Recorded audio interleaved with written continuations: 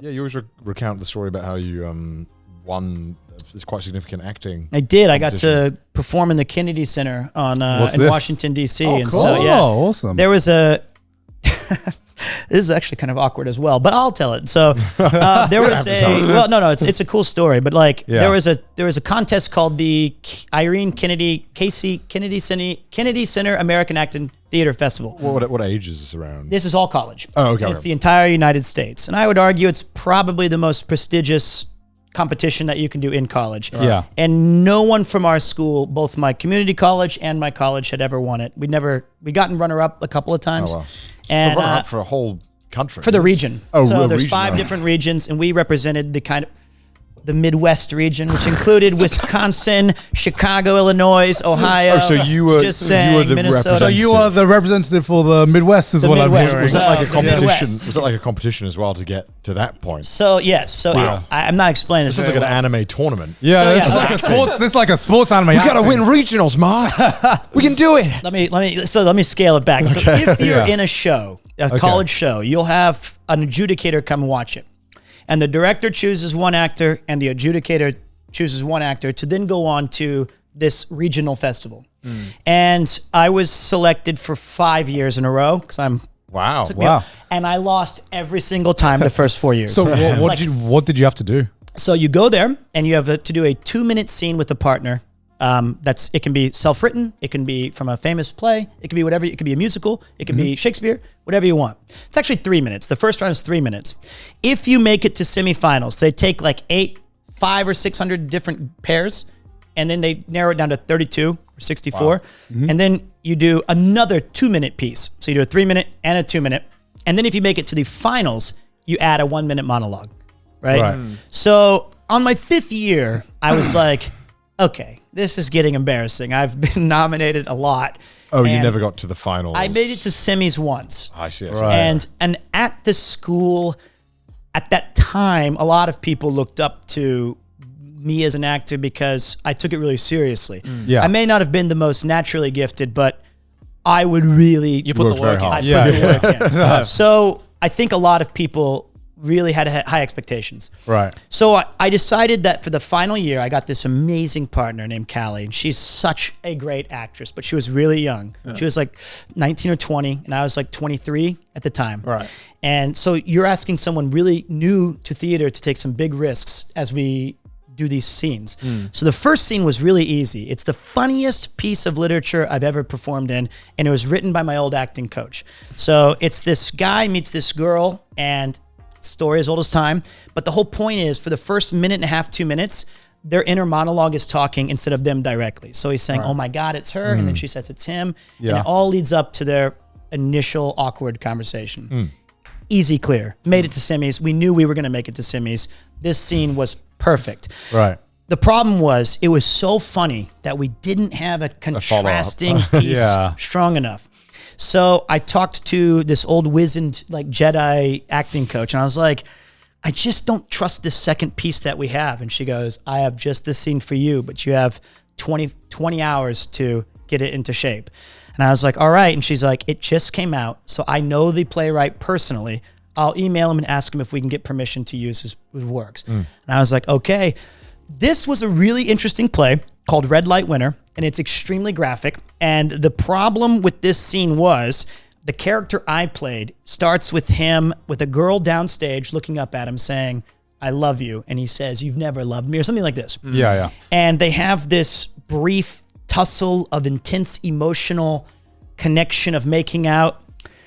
And this is in front of an audience. And then he takes her behind a table, not so different than this, lifts up her shirt and spits in his hand and drops his, and he, well, Okay. Raw dogs.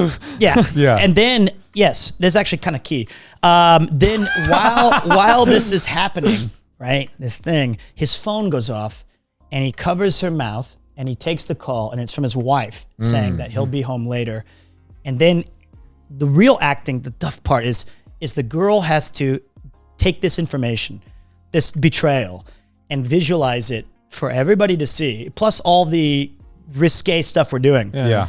He hangs up the phone, finishes whatever that task was, looks at her as he's belt and he says, "I told you I didn't love you." And that's the end of the scene. Right. Big contrast. Huge contrast. Whiplash for the audience members. But a great way to show Ray.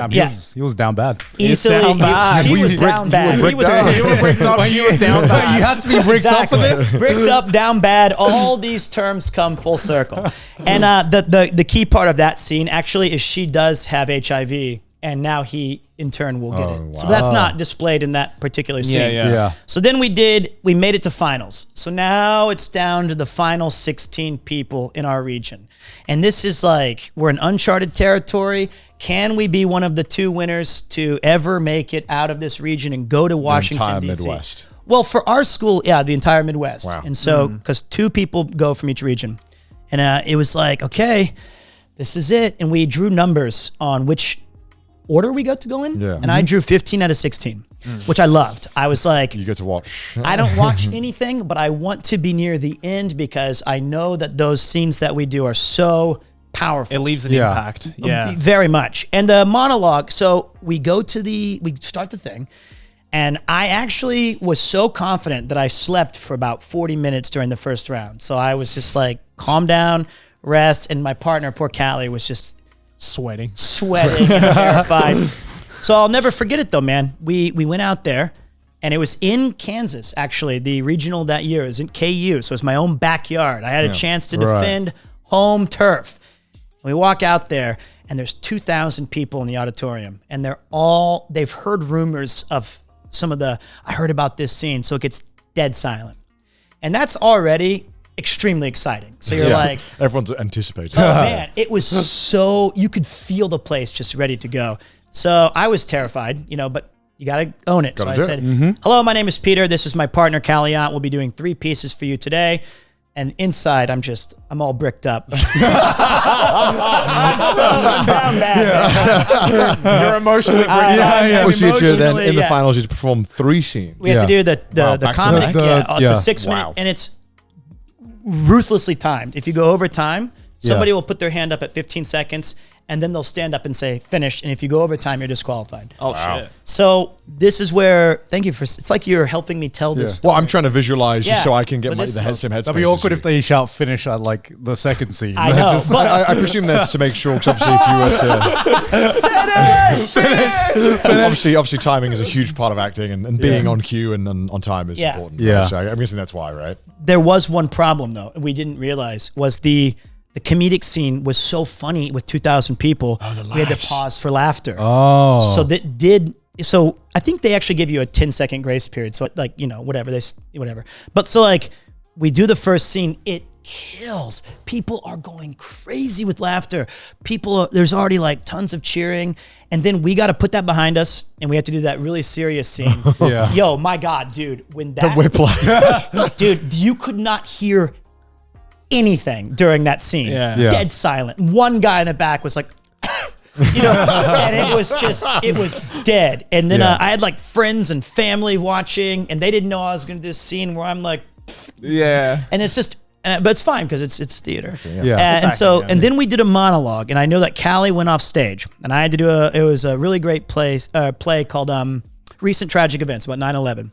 And it was a great monologue. It was, Wait, you did a nice it's a good play though. It's a yeah. really powerful play most about, American thing I've ever Yeah. it was still relatively topical right, back. right. It was like within 10 years of this. Well, you said 2003, right? This No, was it was 5 years of me doing it. This must have been 2008 or 9 or something like Okay, that. yeah, it's still Okay. relevant. Yeah. Yeah, so, for sure. and that play, I played the neighbor of someone as we were at an apartment. We're watching the events unfold. Right. And her sister happens to be in the tower, or was she okay? And Yeah. it's just like a 2-hour look into that moment of time. Yeah. But this character was really funny, very quirky. It towed the line between serious and comedic. Right. And I remember I was kind of kneeling down telling this end of the story. And I saw the person stand up, and I was like, we're out of time. But I still took that one extra second. I'll never forget it my entire life. I stood up, and I got to see the entire audience, and it looked like some weird watercoloring because it was just all these images and faces. And when I got to say, before I could finish the words, thank you, the place went ballistic. Just insane clapping. Right. theater programs it was like some sort of ridiculous thing. Yeah. And whether I knew if I won or lost, it was irrelevant. I felt so satisfied after all these years of training that we had a moment that meant something to someone else, which is the whole point of theater.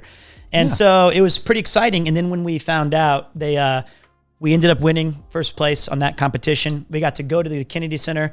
We got to perform on the stage, and I got a nice cash prize for best comedic scene of that was the one that we'd written. Yeah. You know?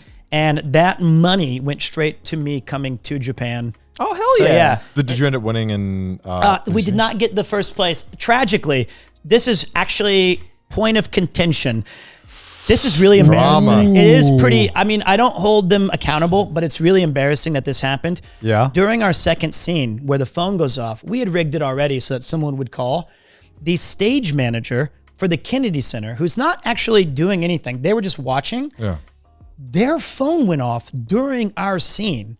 Like Oh, audibly. shit. And so I think I reached for the phone before the moment.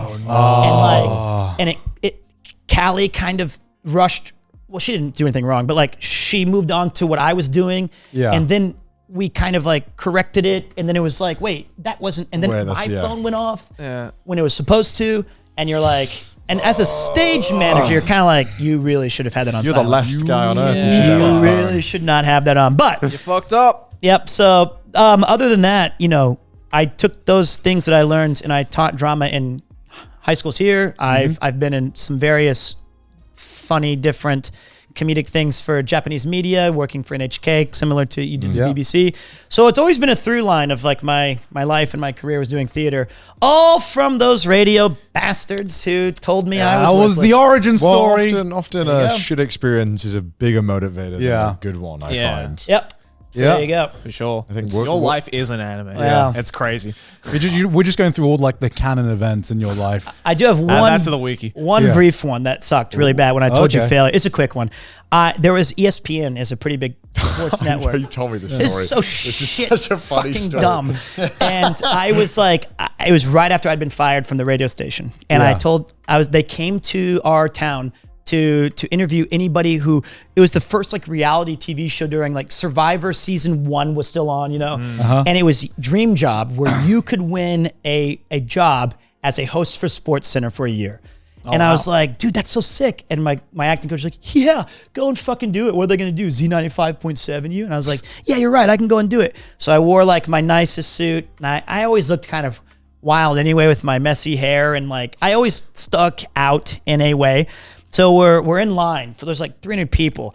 And they have this camera crew coming along. And they stopped at me and they said, hey, you look pretty interesting. What's your deal? And I was like, oh, I'm a theater student at the university. And they're like, oh, whoa, got any theater you can show us? And I was like, never say no, never say no. Don't be afraid of failure. And I was like, yeah, I do, but it's not. It's a really it's a serious piece. Like, go ahead and show it.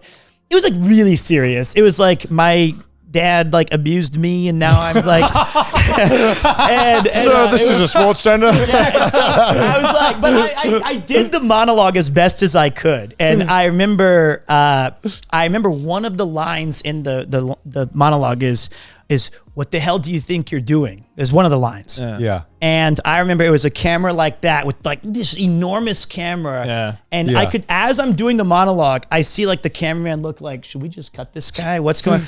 And worst monologue, I was like, what the hell do you think you're doing? and they were like dead silent, not the eruption that we got years later. Yeah. And they were like, thank you so much for your monologue. That was really good. Good luck inside. I was like, thank you. And then the guy next to me, I was like, that did not feel good. He was like, it's not good. Better you than me.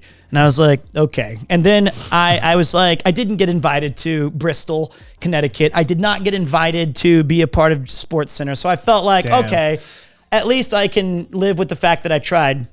I turn on the first episode and they're like, welcome to ESPN, dream job, thousands applied. And it shows all these people who are being nominated. no. And they said, let's take a look at the people who didn't make the cut. And I was like, please don't do this. Please don't do this. And it has like all these different people. And then one person does like a shitty job. And then right after it zooms in on my fat face going, what the hell do you think you're doing? and then I got like 10 phone calls. I saw you on Sports. And I was like, oh my God. So somewhere out there in some dark, dank closet, there's a tape of me, a full video of that horrible monologue. We'll never get it. Lost We'll media. never- Lost media. Thank God. But yeah, that's when you take willing to fail too far. At least when you were asked, you didn't do the. When he said it was a dark monologue, I was like, It's kind of a serious where we go? Can I use you for like 1 second? And then My dad abused me while auditioning for Sports Center. It's not the play I imagine. I should have just improvised anything other than Literally that. anything. Literally That anything. was But a the risky highs and move, lows. Let's see if it pans out. You live and learn. So, but these stories in the moment, they felt fucking horrible. But when you look back on them now, Those are great stories. Yeah, some that's humor. learning Yeah. experience and also Definitely. great Being able to stories. accept the dumber aspects of one's life, I think, 100%. Everyone are grows very up with satisfying. painful stories about themselves. Absolutely. It's completely all right. Yep. Holy shit. Some wins and some losses. I worked at McDonald's for a long time. That was just one big loss. I didn't even Big get that L. job. Oh, that's right. You applied and you got turned down by Yeah. McDonald's. And my dad thought I was going to be unemployed for the rest of my life. And here you are. And Yeah, he was here Well, he's kind of right. Yeah, he's basically right. Basically the same. Nailed it. So, nailed it.